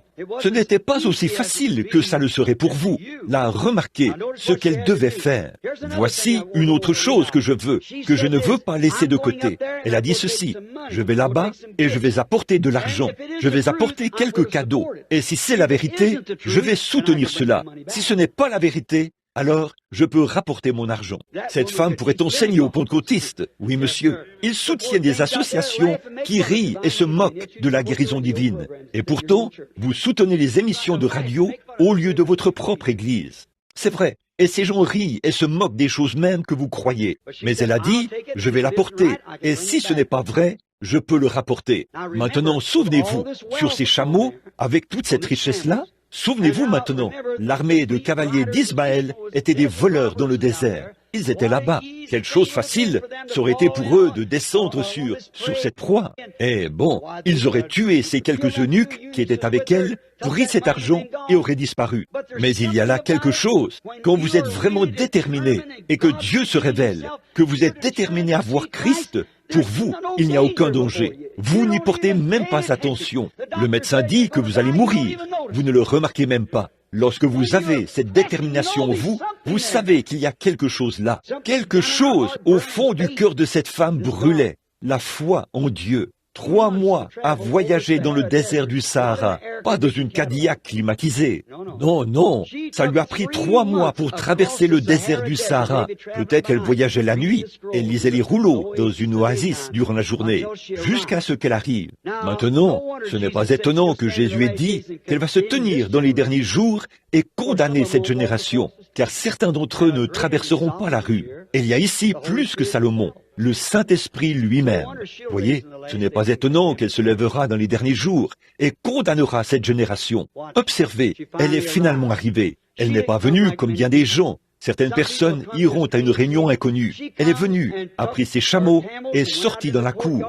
Elle a monté ses tentes et elle allait rester là jusqu'à ce qu'elle soit convaincue. La plupart des gens viendront, peut-être rester assis 5 minutes. Peut-être 25, dès que l'évangéliste ou que quelqu'un dit quelque chose qui est contraire à ce qu'elle pense que son credo dit, ou son credo à lui, les voilà partis. Vous voyez, sans aucun savoir-vivre. Ce n'est pas étonnant qu'elle condamnera cette génération. Elle était venue pour rester jusqu'à ce qu'elle soit convaincue. Je peux imaginer le premier service ce matin-là, quand toutes les trompettes ont retenti. Le pasteur Salomon est sorti.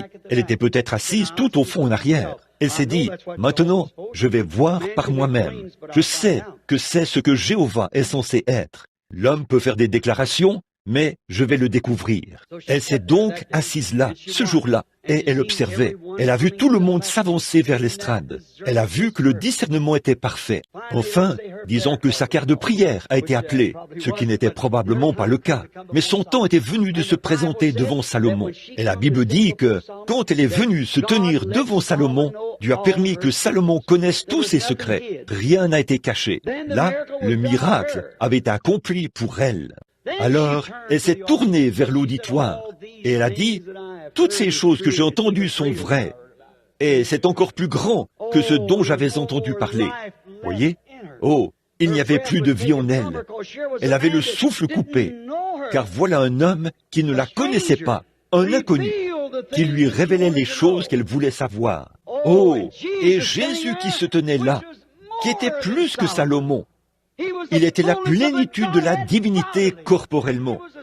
Il était le Fils de Dieu, né d'une vierge. Il l'a revêtu et Jéhovah lui-même manifesté dans la chair.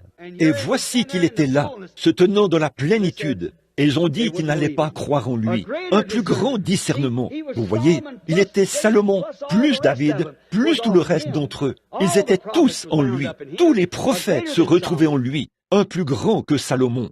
Même qu'en ce jour-là, il a dit, « Si vous prononcez ces paroles contre moi, je vous pardonnerai. Mais quand le Saint-Esprit viendra, ce sera plus glorieux que ça l'est maintenant, et la condamnation sera plus grande. » Et nous sommes ici aujourd'hui, voyons ce même Dieu faire exactement la même chose.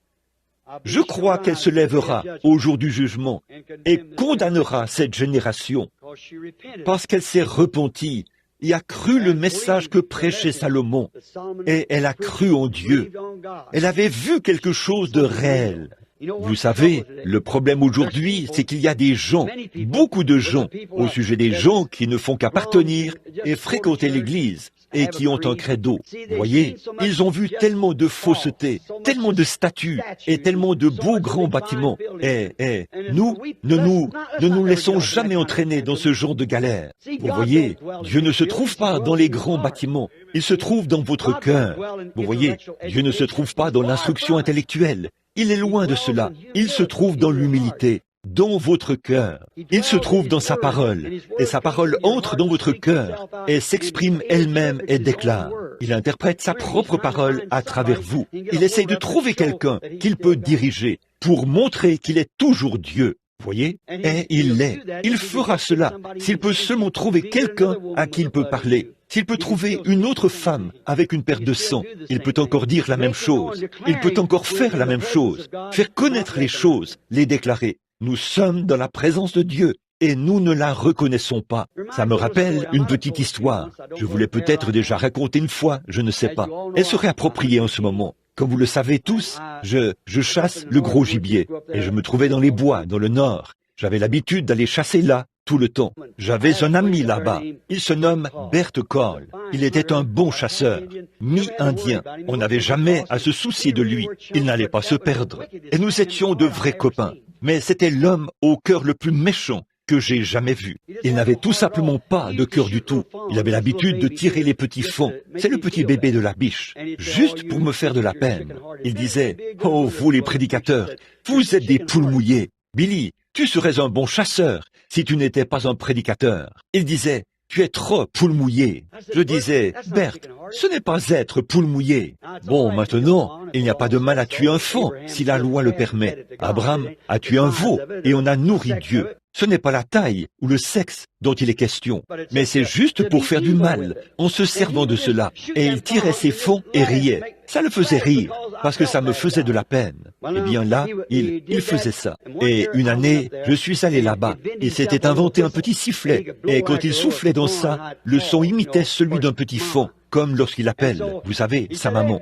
Alors il a dit, « Hé, Billy, avant de commencer ce matin, a-t-il dit, je veux te montrer quelque chose que j'ai. » Et il me l'a montré. J'ai dit, « Bert, tu n'utiliserais pas quelque chose comme ça. » Il a dit, « Oh, reprends tes sens. » Et ce gars-là avait des yeux comme ceux d'un lézard, comme certaines de ces femmes qui essaient de peindre leurs yeux, vous savez, comme ça. Vous savez, il m'a regardé avec ses yeux de lézard, des yeux qui me faisaient presque peur. Et j'ai dit, « Bert, ne fais pas ça. » Il a dit, « Oh, vous, prédicateurs, des poules mouillées. » Donc nous étions, je m'étais levé un peu tard cette fois-là, et ces cerfs du Nord, votre cerf mulet ici, il va marcher vers vous, mais pas l'un de ces gaillards.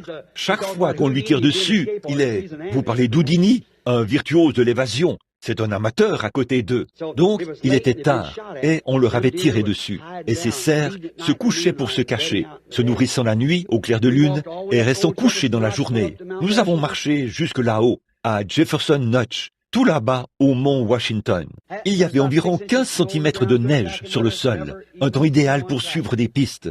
Mais on n'a jamais vu une seule piste. Il a dit, « Qu'est-ce que tu en penses, Billy ?» J'ai dit, « Tu les as tous apeurés. Ils sont partis d'ici à cause de ces mitrailleuses avec lesquelles tu tires. » Donc, nous avons continué. Après un certain temps, il est environ 11 heures. Nous apportons toujours une bouteille thermos pleine de chocolat chaud. Si on se blesse ou quelque chose d'autre, c'est un stimulant et un sandwich. Donc, il était environ 11 heures ou 11h30, je suppose. Nous arrivions à une clairière de la taille de ce stade ici, ou de ce bâtiment. Il n'y avait pas d'arbre à cet endroit-là. Alors, il s'est simplement assis, a posé son fusil contre un arbre, a commencé à chercher quelque chose ici, en arrière. Et je pensais qu'il allait chercher sa bouteille thermos. J'ai pensé, eh bien, nous allons manger. Habituellement, nous nous rendons au sommet de la montagne, puis nous mangeons. Ensuite, l'un va dans une direction et l'autre dans une autre. Et nous revenons. Et nous connaissons bien les environs. Et si nous tuions un cerf, nous le suspendions. Puis, nous allions nous aider l'un l'autre pour les ramener. Or, je pensais qu'il allait juste manger son repas et que nous nous séparerions parce que nous étions presque à la limite de la forêt. Alors il fouillait derrière lui, et j'ai commencé à sortir ma bouteille thermos pour mon chocolat. J'ai commencé à la sortir comme ça. Et il a sorti ce petit sifflet de sa poche. Il a soufflé un grand coup comme ça. Il m'a regardé de nouveau avec ses yeux de lézard et a soufflé dans ce sifflet. Puis, quand il l'a fait, à peu près à une distance de la grandeur de ce bâtiment, une très grande biche s'est levée.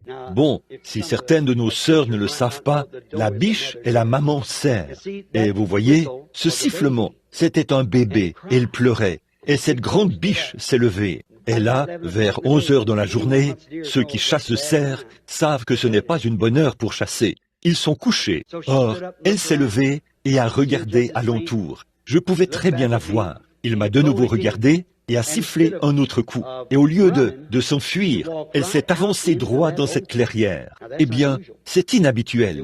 Ils ne feront pas ça. Tout chasseur le sait, et ils ne le feront pas. Mais elle s'est avancée directement là. Pourquoi? Elle était une mère. C'était un bébé. C'était, voyez, c'est simplement inné en elle d'être une mère. Et ce bébé. Et Berthe a baissé les yeux, tiré le cran vers l'arrière, l'a abaissé sur cette 30-06. Et c'était un tireur d'élite. Je l'ai vu braquer ça comme ceci. Et je savais qu'il allait faire sauter son cœur fidèle et le transpercer des deux côtés. Une balle de 180 grains, une balle expansive. Et je me suis dit, comment peux-tu faire ça, Berthe? Comment peux-tu être si méchant au point d'attirer cette maman cerf directement là et faire sauter son cœur? Elle qui essaie de trouver son bébé. Comment peux-tu être assez brutal pour faire ça? Je me disais cela. Et je l'ai vu braquer ça comme ça. Et je ne pouvais pas regarder ça. C'était simplement trop. Je suppose que je suis une poule mouillée. J'ai juste tourné le dos et je me suis dit, Dieu, comment peut-il faire ça? Comment un être humain peut-il être aussi méchant et faire ça? Faire sauter le cœur de cette pauvre et fidèle maman. Maintenant, elle n'essayait pas de faire semblant. Elle ne donnait pas un spectacle. Elle était une mère. Elle a vu le chasseur quand il enclenchait cette arme. Mais s'est-elle enfuie? Non, monsieur. Son bébé était en difficulté et elle essayait de trouver son bébé. Alors, j'ai tourné le dos, comme je l'ai dit, et j'ai commencé. J'ai dit, Seigneur Dieu, comment peut-il faire ça? J'ai remarqué, j'ai attendu, le coup n'est pas parti. Je me suis retourné pour regarder, et le fusil bougeait comme ceci. Il ne pouvait plus le tenir.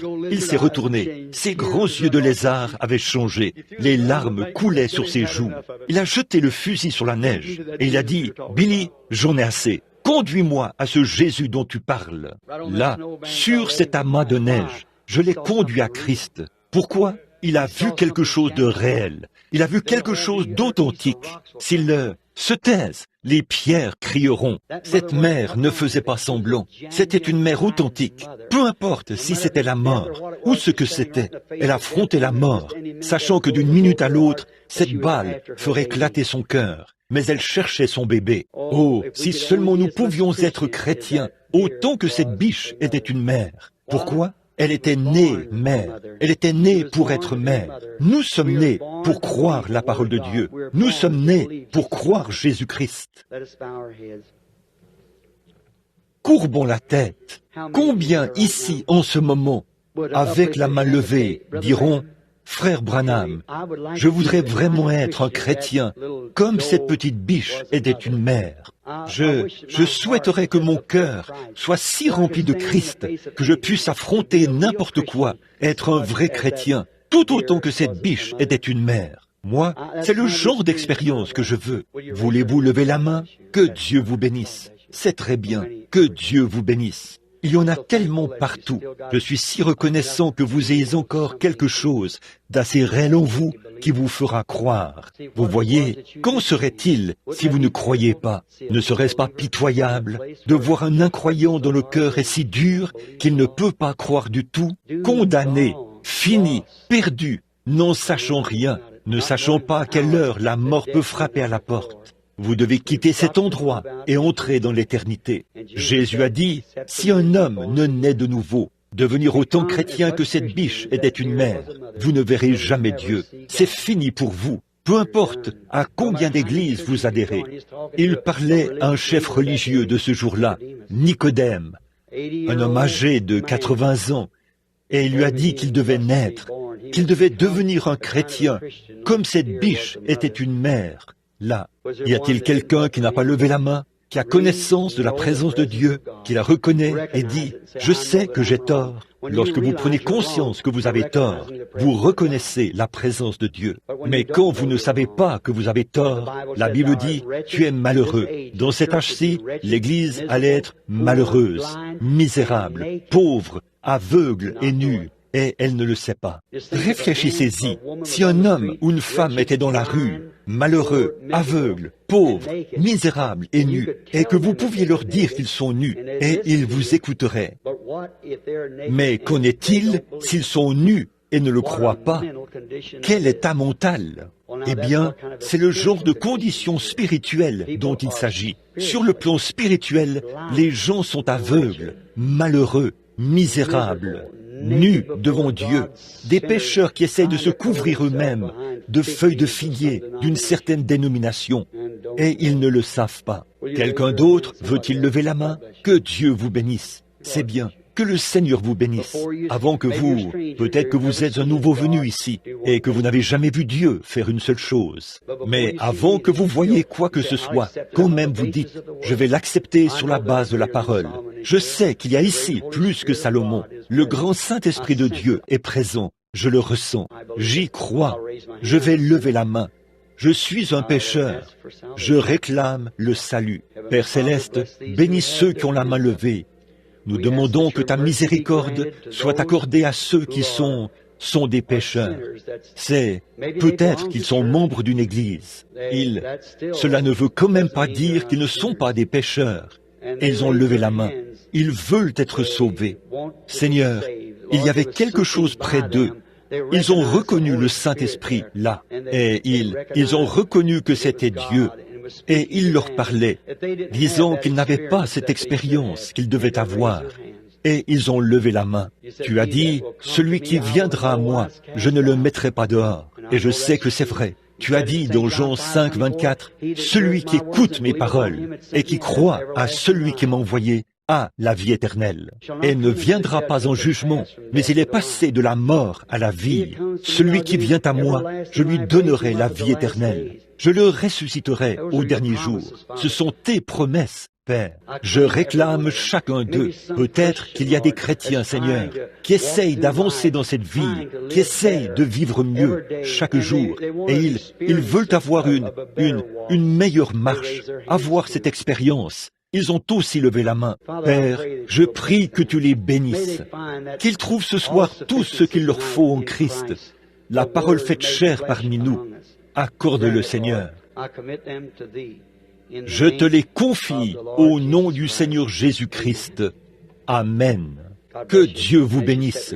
Et comme vous restez vraiment tranquille, voyez, juste un instant. Oh là là, j'ai dépassé l'heure prévue de 5 minutes. Pardonnez-moi, je n'avais pas l'intention de parler si longtemps. Je vous le dis, attendons juste un instant. Donnez-moi seulement 5 minutes de plus, si vous le voulez bien. Combien savent ce qu'était Dieu? Nous savons ce que la Bible dit qu'il était. Et la Bible dit, il est le même hier, aujourd'hui et éternellement. Et Jésus a dit, dans Jean chapitre 14, verset 12, il a dit, « Celui qui croit en moi, les œuvres que je fais, il les fera aussi. Pas celui qui fait semblant de croire, mais celui qui croit en moi. » Est-ce vrai, mes frères ministres? C'est vrai. Combien de lecteurs de la Bible savent que c'est vrai? Les cieux et la terre passeront, mais ses paroles ne peuvent pas faillir. Il a promis cela. Or, il n'y a aucun doute qu'il y a des gens malades parmi vous, là. Je ne vous connais pas du tout. Et pour prouver ce que je disais tout à l'heure, comme l'ange du Seigneur autrefois, dans les jours passés, Jésus a dit, ce qui arriva du temps de Lot arrivera de même à l'avènement du Fils de l'homme. Pouvez-vous voir de quoi je parlais? Ces noms et tout le reste, dans leur position, l'Église, dans sa condition, pouvez-vous le voir? Maintenant, je suis sûr que vous avez lu entre les lignes les choses que je n'ai pas dites. Vous voyez ce que je voulais dire. Maintenant, si vous, les gens ici, qui sont malades et dans le besoin, pourquoi suis-je ici? Pour quelle raison est-ce que je me tiendrais ici en tant que trompeur? Si je faisais cela, il est temps pour moi de... Je ne voudrais pas vivre. Je préférerais mourir. Je préférerais sortir, être tout autre chose, plutôt que d'être un trompeur. Et qu'est-ce que Dieu me ferait? Je ne sais pas si je serais encore vivant demain matin, ni vous. Mais un trompeur, nous voulons être. Qu'est-ce que ça donne d'être un trompeur, alors que vous pouvez être authentique? Mais voyez-vous, cela est si étrange pour vous. Maintenant, regardez, si je prétends que ces Écritures doivent être accomplies, celles que je vous ai lues et montrées ces 2 dernières soirées, ce que Jésus était, ce qu'est sa présence maintenant, et il est censé revenir dans les derniers jours, nous savons cela, dans la chair humaine, et déclarer lui-même ce qu'il est de la même manière. Nous le savons tous. En sommes-nous conscients? Dites Amen si vous l'êtes. Très bien. Maintenant, pour vous donner du réconfort, je vous le dis, je vous dis ceci en son nom. Il est ici, le même Dieu qui est descendu et a parlé à Abraham, qui avait le dos tourné à la tente, et Sarah dans la tente. Il savait ce qu'elle pensait. Il a dit la même chose quand il est venu ici. Il a regardé l'auditoire et a discerné ce qui était dans leur cœur. Une femme a touché son vêtement. Il a regardé alentour jusqu'à ce qu'il la trouve. Et il lui a dit, l'aveugle Bartimée a touché son vêtement quand il a crié, « Toi, fils de David, aie pitié !» alors qu'il se trouvait à 200 mètres d'où il passait. Sa foi a arrêté le Fils de Dieu sur la route. Il s'est retourné et a dit, amenez-le ici. Le petit Zachée, dans l'arbre, s'était caché, a dit, il ne croyait pas non plus qu'il était un prophète. Et Jésus est venu directement là, s'est tenu sous l'arbre. Il a levé les yeux et a dit, Zachée, descends. Il l'a appelé par son nom. Jésus n'avait jamais vu Pierre, et André l'avait amené là-bas. Quand il l'a vu venir, il a dit, ton nom est Simon, tu es le fils de Jonas. Il lui a dit son nom, et il lui a dit qui il était. Il a dit à Nathanaël où il se trouvait, ce qu'il avait fait, la femme, et la condition dans laquelle elle était, ce qu'était son problème. Quelle était sa maladie? Ça, c'est Dieu, mes amis. Combien croient cela de tout leur cœur et disent, il faut que ce soit Dieu. Combien d'entre vous ici savent que je ne sais rien à votre sujet? Levez la main pour indiquer, je sais que cet homme ne sait rien à mon sujet. Il est juste un homme. C'est ce que je suis, simplement votre frère. Je suis ici pour essayer de vous aider. Mais je déclare, combien ont lu mon livre et ces choses? Vous savez, vous croyez que c'est la vérité? Nous sommes dans les derniers jours. Et maintenant, que le Seigneur Jésus nous aide.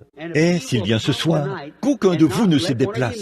Restez bien assis sur votre siège, là où vous êtes, et croyez. Et le Seigneur Jésus viendra ce soir et confirmera ces choses qu'il a dites, ces choses qu'il a promises. S'il les confirme comme étant la vérité, croirez-vous en lui? Croyez. Père Céleste, maintenant j'ai parlé de toi, ce que tu étais, ce que tu es. Maintenant, pourrais-tu venir sur la scène? Et ces gens assis là dans l'auditoire, de parfaits inconnus, te feras-tu connaître à nous ce soir, Seigneur, afin que nous sachions et reconnaissions que ces Écritures sont accomplies, que Jésus-Christ est le même hier, aujourd'hui et éternellement. Alors, si nous vivons dans les derniers jours, comme il a dit qu'il se révélerait dans les derniers jours, comme il l'a fait à Sodome, avant que le fils promis d'Abraham arrive, et là, la postérité royale d'Abraham s'attend au fils royal, alors la même chose se produira. Et en observant même les lieux, le temps, les noms, tout est parfaitement en ligne, Père. Aide-nous, nous prions, au nom de Jésus-Christ. Amen. Maintenant, je veux que vous priez, chacun de vous, peu importe ce qui ne va pas, demandez-le lui simplement. Il est le souverain sacrificateur. En passant, combien de ministres y a-t-il dans le bâtiment? Levez la main, partout. Je crois qu'il y en a 30 ou 40. Maintenant, combien d'entre vous savent ceci, que l'Épître aux Hébreux, dans le Nouveau Testament, nous dit qu'en ce moment même, Jésus-Christ est le souverain sacrificateur, qui peut compatir à nos faiblesses. Voulez-vous lever la main pour dire, je sais que c'est la vérité. La Bible dit cela. Bien. Très bien. Alors, s'il est le souverain sacrificateur, il est le même hier, aujourd'hui et éternellement. Or, si vous le touchez ce soir, il agira comme il l'a fait en ce temps-là. Est-ce vrai? Comme il l'a fait hier. Eh bien, quand cette femme a touché son vêtement, vous dites, « Oh, mais si je pouvais !» Votre foi le touche. Physiquement, il n'a rien senti. C'était la foi de la femme qui avait touché le vêtement. Votre foi peut le toucher maintenant. Croyez-vous cela? Or, si la parole de Dieu se manifeste, il révélera la même chose et démontrera la même chose. Croyez-vous cela de tout votre cœur? Très bien. Maintenant, ayez simplement confiance en lui. Croyez en lui. Ne doutez pas, mais ayez foi en Dieu qu'il le fera. Quelqu'un de ce côté-ci, priez simplement et croyez simplement de tout votre cœur. Puis, quelqu'un de ce côté-ci. Et si Dieu permet qu'une ou deux personnes que vous connaissez, que c'est infaillible, combien d'entre vous croiront alors que nous reconnaissons sa présence? Alors, c'est tout ce qui est nécessaire. C'est tout ce qui est nécessaire. La dame, assise juste là, qui me regarde là, souffrant de troubles cardiaques, croyez-vous que Dieu guérira ce cœur, vous rétablira? Vous avez des troubles cardiaques. Si c'est vrai, levez la main. Vous suis-je inconnu? Je ne vous connais pas, mais c'est la vérité. Très bien. Vous, la dame aux cheveux gris, assise là. Très bien. La dame en vert, vous avez levé la main là, que votre problème, c'est l'arthrite. Croyez-vous que Dieu vous guérira de cette arthrite? Si oui, levez la main. Voyez? Très bien. Voyez? Vous venez de lever. Maintenant, quelque chose est venu sur vous, n'est-ce pas? Vous voyez? Cette lumière. Combien ont déjà vu la photo de cette lumière? Elle est là, juste au-dessus de la femme. Tout à coup, un sentiment vraiment doux est venu sur vous. C'est ce qu'il a fait. Voyez? Blessed you, healed you, make you well. You believe it?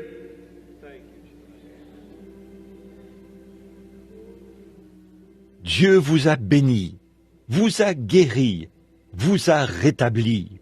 Le croyez-vous? You believe he knows what's wrong with you? Croyez-vous qu'il sait ce qui ne va Only pas he chez can vous? heal you. Lui seul peut vous guérir. C'est une ombre noire, l'épilepsie.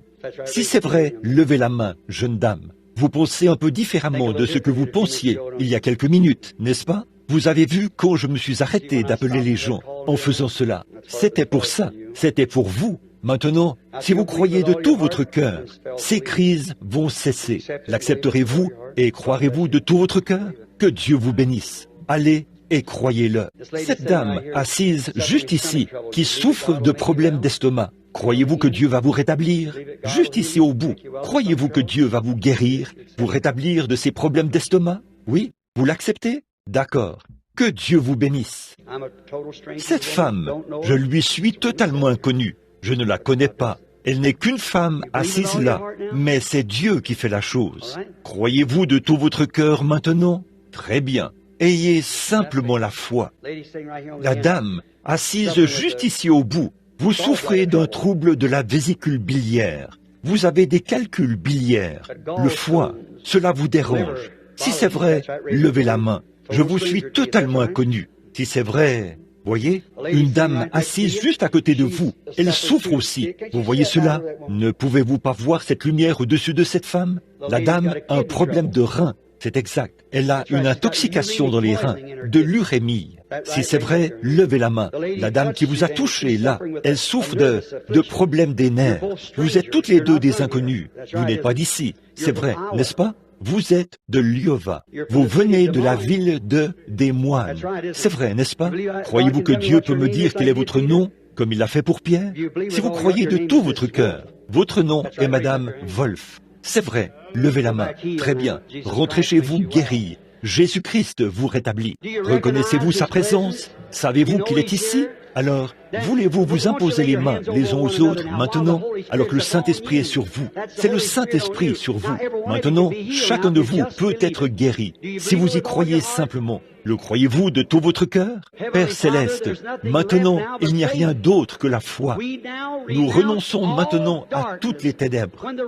Lorsque le réveil, comme je l'ai dit au début, la vague retombe sur l'eau pour l'agiter de haut en bas, afin d'en faire sortir l'incrédulité. Maintenant, alors que le Saint-Esprit se déplace comme des vagues sur les gens ici, puisse toute incrédulité être enlevée, et que la puissance du Dieu Tout-Puissant libère tous ceux qui souffrent ce soir. Je réprime le diable. Satan, tu n'es rien d'autre que du bluff, et tu es démasqué ici, au milieu des gens, par la preuve scripturaire de Jésus vivant et ressuscité.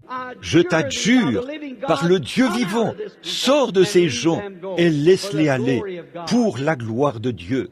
Tous ceux qui acceptent leur guérison, levez-vous maintenant et dites « Oui, je crois, peu importe ce qui arrive, combien de temps cela prendra, je sais quand même que je vais me rétablir. Je l'accepte de tout mon cœur. » Levez les mains maintenant. Merci Seigneur. Que le Seigneur soit loué. C'est ça, louez-le. Maintenant, levez simplement les mains et louez-le pour votre guérison, comme vous le faites dans vos églises. Frères,